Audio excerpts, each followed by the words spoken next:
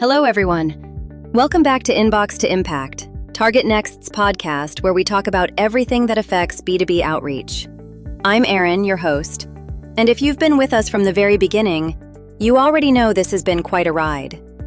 In episode 1, we talked about open rates, why they've been dropping, and what clean, accurate data can do to bring them back up.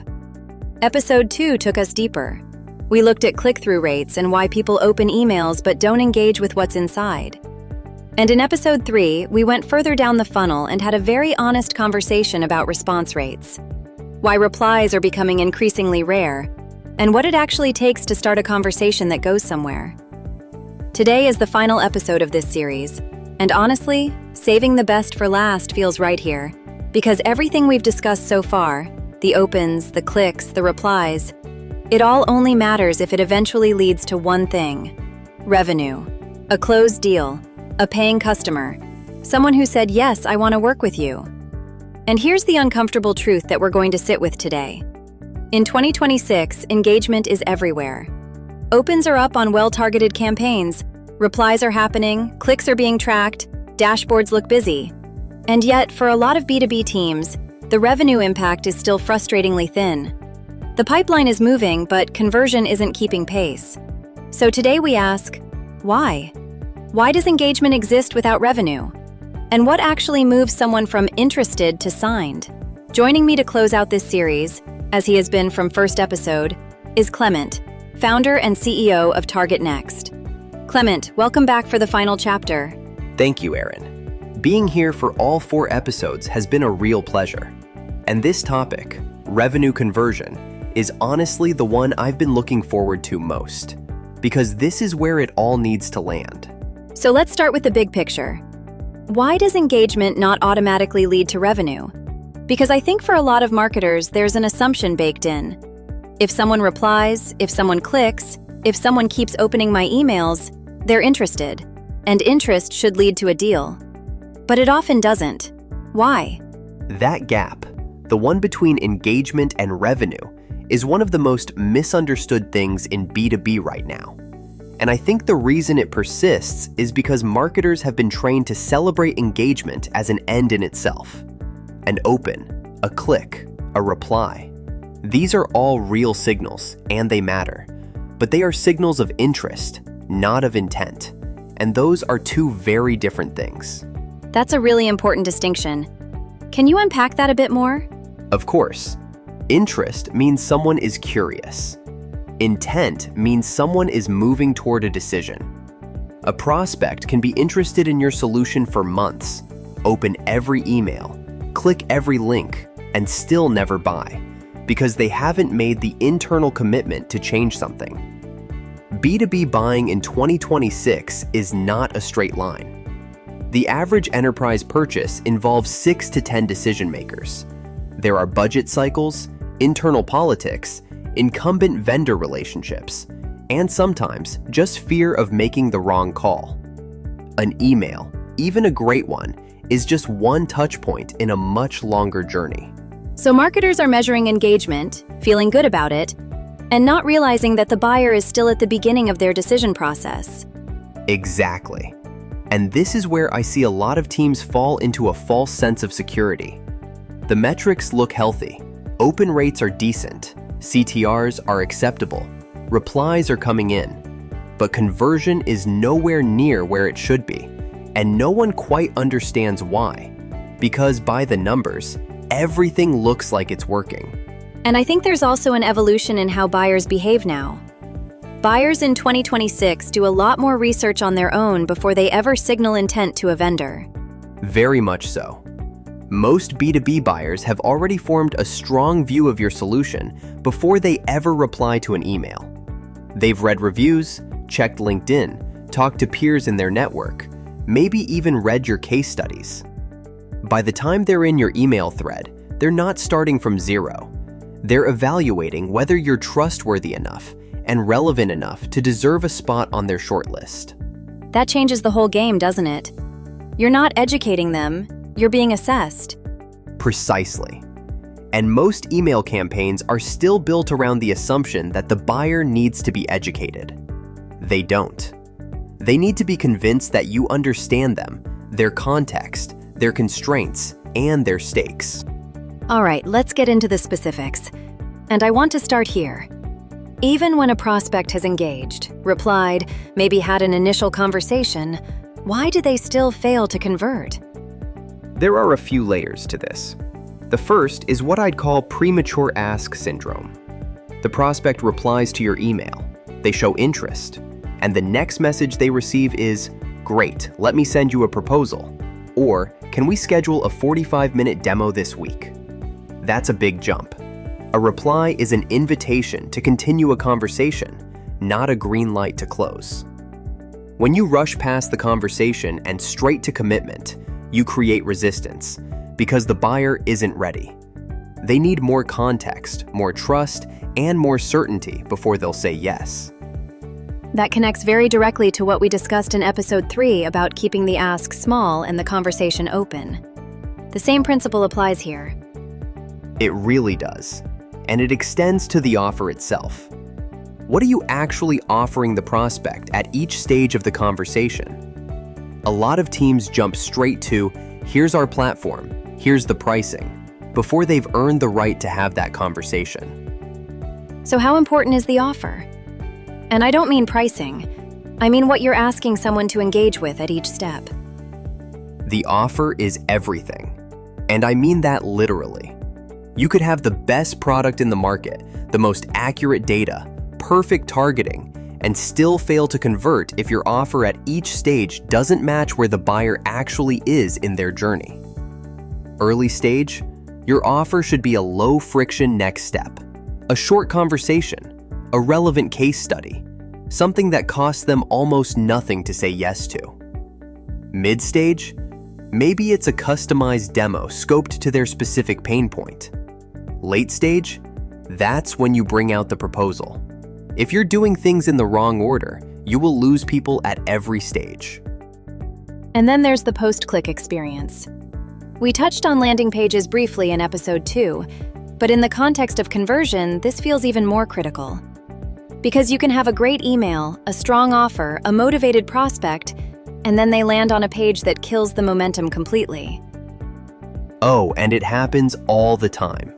You spend weeks crafting the perfect sequence, and the prospect clicks and lands on a generic product page that has nothing to do with what your email promised. Or a page that loads slowly. Or a form with 16 required fields. At that point, you've earned the click and lost the conversion. The landing page is not a separate problem. It is the same problem. The continuity from the email to the landing page is what builds or breaks trust. I've seen that so many times. You get someone to click, and then the page feels like it was made for a different audience entirely. Let me ask you about targeting, because even with all the right messaging, if you're not reaching the right person in the organization, none of it matters, does it? This is actually one of the biggest hidden reasons why conversion rates are low, and it rarely gets talked about enough. You can run a flawless campaign, great copy, great timing, great sequence, and if it's landing with someone who has no authority or urgency to buy, you will get engagement with zero conversion. In B2B, reaching the right decision maker isn't just about title. It's about finding the person who has the pain, the authority, the budget, and the urgency to act, all at the same time. Data quality is what gets you there. Without accurate, current contact data, you're essentially rolling the dice every time you hit send. And that's a theme that's been running through all 4 episodes, really. Data quality isn't a nice-to-have, it's the foundation. Without it, everything else is built on sand. Well said. And you know what's interesting? Some of the best email marketers I've seen still struggle with conversion, not because of messaging issues, but because they're over-automating. They've built these beautiful, multi-step sequences with branching logic and conditional triggers, and they've automated the human out of the process entirely. That's such a real tension. You need automation to scale, but if it becomes robotic, you lose the thing that makes outreach actually work. Exactly. And this is something I keep coming back to in 2026. Automation should scale your reach, not replace your judgment. The best converting campaigns I've seen are ones where automation handles the cadence and the timing, but a real human is involved at the key inflection points. A personalized note when someone shows high intent. A check-in that sounds like a human wrote it in that moment, not 6 weeks ago. Let's talk about trust. Because when I think about why people don't convert, so much of it comes down to trust. They don't trust that you understand their problem. They don't trust that your solution will actually work for them. They don't trust that the ROI will materialize. How do you build that through email? Trust in email is built through consistency, specificity, and proof. Consistency means showing up regularly with something worth reading, not just when you want something. If the only time you reach out is when you're trying to close, people notice. Specificity means your message reflects that you actually know something about their situation, not just their industry, their situation. A prospect trusts you more when you reference something real, a challenge they're publicly navigating, a trend impacting their segment, a question that's actually relevant to where they are right now. And proof. Social proof, case studies, results from companies like theirs. It's what bridges the gap between "this sounds interesting" and "I believe this can work for us." You can't convert on interest alone. You need to give them something to believe in. And what actually moves someone from, "I'm interested, I'm in a conversation," to "yes, let's do this"? What's the tipping point? In my experience, it's almost always a combination of 3 things arriving at the same time. First, urgency. Something has changed in their world that makes the status quo no longer acceptable. Maybe a competitor is moving faster, or a deadline is approaching, or a pain point has become too expensive to ignore. Second, clarity. They can clearly see how your solution fits into their world. Not in a generic way, but specifically. They can picture it working. And third, confidence. They trust that you'll deliver what you're promising. All 3 need to be present. You can have urgency and clarity, but if they don't trust you, they'll go find someone else. You can have trust and clarity, but if there's no urgency, they'll say, "Let's revisit this next quarter." And that next quarter conversation often never happens. So the job of the marketer is to help create the conditions for all 3 of those to be present at the same time. That's it exactly. And that's why conversion is so much harder than engagement. Engagement just needs curiosity. Conversion needs alignment between urgency, clarity, and confidence. And you're trying to engineer that through email, which is one of the thinnest communication channels available. Which is why everything has to be done right. The data, the targeting, the message, the timing, the follow-up, the landing page. It's not one thing. It's all of it working together. And most teams are excellent at 1 or 2 of those things, and inconsistent across the rest. That inconsistency is where conversion leaks out. All right, Clement, you know what time it is. Rapid fire. And for episode 4, the finale, I want these answers to be ones people remember. Ready? Ready. Let's do it. One factor that most influences revenue conversion above everything else? Timing. You can have the best message, the best product, the best data, but if a prospect isn't in a buying window, you won't convert. Get the timing right and everything else gets easier. Biggest mistake marketers make after getting a reply? Treating the reply as a close signal instead of a conversation signal. A reply means keep going, not send the proposal. One sign a prospect is actually ready to buy? They start asking specific questions. Not "tell me more about your product," more like, "How does this integrate with our current stack?" Or, "What does onboarding typically look like?" Specific questions mean they're already imagining it working. One metric marketers should track beyond engagement? Pipeline velocity. How fast are prospects moving through your funnel? Slow pipeline velocity tells you there's a trust or relevance gap somewhere. Fix that, and conversion follows. And finally, how does TargetNXT fit into the revenue conversion equation? We make sure you're talking to the right people in the first place. Accurate contact data, current job titles, verified emails, intent signals, all of it means that when you do everything else right, it actually lands. Great email strategy on a bad list is like a great speech delivered to an empty room. Before we close, I want to take a moment and look back at where we started, because I think there's something really important in seeing these 4 episodes as a complete picture. We began with open rates, the most basic signal that your email even reached the right person and earned a look. And we learned that without clean, fresh, deliverable data, even that first step breaks down. Your email goes to the wrong person, bounces, or lands in spam. The foundation, always, is the list. And it can't be overstated. Every single thing we discussed in every episode traces back to data quality. If the foundation is weak, the rest of the funnel is just expensive noise. Then we moved to click-through rates, the signal that your content was actually compelling enough to make someone take the next step. And we found that beautiful emails aren't the same as effective ones. Scannability, one clear CTA, relevance throughout, these are what drive clicks, not elaborate design. And the biggest lesson there was that clarity always wins. The moment the reader has to work to understand what you want them to do, you've lost them. Episode 3 was about responses. The moment a prospect reaches back, and we learned that starting conversations is a completely different skill from broadcasting messages. Too many teams still write emails that are really one-way announcements dressed up in personalization tokens. Real replies come when the email feels like a message from a human being who has done the homework. That episode really crystallized something for me too. The pitch first trap is real, and it costs a lot of teams a lot of pipeline. People don't reply to brochures, they reply to conversations. And today, we close the loop.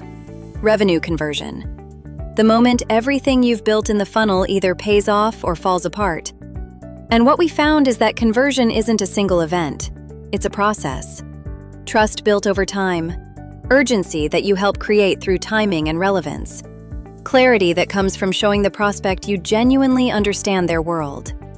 And throughout all of it, every stage, the thread that connects everything is this: knowing who you're talking to and what they actually need in that moment. That's what accurate, current, well-segmented data gives you. It's not just a list of names and emails. It's the ability to be relevant, consistently, at scale. And in 2026, consistent relevance is the closest thing to a superpower that B2B marketing has. That's a great way to put it. Clement, I want to say a genuine thank you, not just for today, but for all 4 episodes. You brought something to each conversation that made it feel real and worth having. I know our listeners feel it too. It's been a privilege, Eriin. This series tackled things that matter to actual B2B teams doing actual work. And I hope what came through was that none of this is rocket science. It just requires being deliberate. Deliberate about your data, deliberate about your messaging, deliberate about the experience you're creating for the person on the other end of that email. Any final thought you want to leave our listeners with? Just this. In a world where everyone has the same tools and the same automation and the same templates, the thing that sets you apart is relevance. And relevance starts with knowing who you're talking to. Everything else builds from there. And if you want to make sure you're building on a foundation that can actually hold the weight of your campaigns, accurate contacts, verified emails, current titles, compliant data, that's exactly what TargetNXT is built to provide. Head over to TargetNXT.com and see how better data can change what your campaigns are capable of. That's a wrap on Inbox to Impact. 4 episodes, 1 complete picture. We started in the inbox and ended at revenue, and along the way, I hope we gave you something useful for every stage in between. I'm Eriin. Thank you for listening. Go build something worth opening. See you out there.